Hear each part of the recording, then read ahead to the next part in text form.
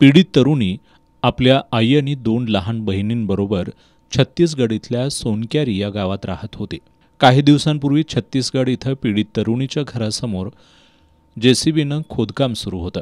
यावेळी बिहारमध्ये राहणारा जेसीबीवरील चालक रुस्तुम शेख याची पीडित तरुणीच्या कुटुंबियांशी ओळख झाली. रुस्तुमनं पीडित तरुणीच्या आर्थिक असहाय्यतेचा फायदा घेत तिला नोकरीसाठी पुलाची शिरोली इथं त्याच्या भावाकडे पाठवलं. शनिवारी 11 मे रोजी पीडित तरुणी पुलाची शिरोली इथं रुस्तम शेख याच्या भावाकडे आली. यावेळी शेखच्या भावानं पीडित तरुणीच्या असहाय्यतेचा फायदा घेत तिच्यावर 2 वेळा अत्याचार केल्याचं पीडित तरुणीनं सांगितलं. मैं छत्तीसगढ़ से हूँ, जिला जसपुर है।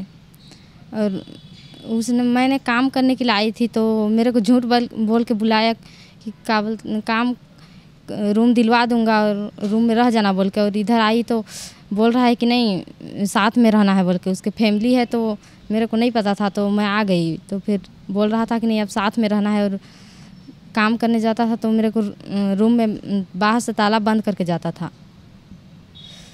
धमकी दे रहा था उसका भाई कि अगर उसके पास नहीं रहेगी तो मैं तेरे को छत्तीसगढ़ में पूरा छत्तीसगढ़ में घूम चुका हूँ, जान से मार दूंगा बोल रहा था। और तुम्हारा पूरा फैमिली को भी अंदर डलवा दूंगा बोल रहा था। उसका भाई का नाम रुस्तम है, रुस्तम खान। उन लोग बिहार से हैं। मैं छत्तीसगढ़ जिला जसपुर से अभी आई थी काम करने के लिए। उन्हीं लोग झूठ बोल के बुलाए थे कि काम लगवा देंगे बोल के। तो मैं उसका फैमिली था, तो मैं मेरा घर उनका मतलब स्थिति ख़राब था, तो मैं आ गई स्कूल छोड़। मेरे साथ गलत भी किया है।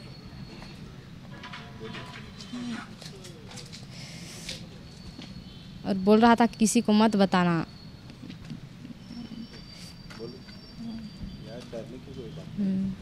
किसी को मत बताना बोल रहा था। दरम्यान आज सायंकाळी पीडित तरुणीनं पुलाची शिरोली इथल्या हिंदुत्ववादी कार्यकर्त्यांना घेऊन पोलीस मुख्यालय गाठलं. आज रात्री उशिरापर्यंत पोलीस मुख्यालयात पीडित तरुणीचा जबाब नोंदवण्याचं काम सुरू होतं. पीडित तरुणीला तिच्यावर अत्याचार करणाऱ्या तरुणाचं नेमकं नाव माहीत नसल्यानं अडचण येत होती.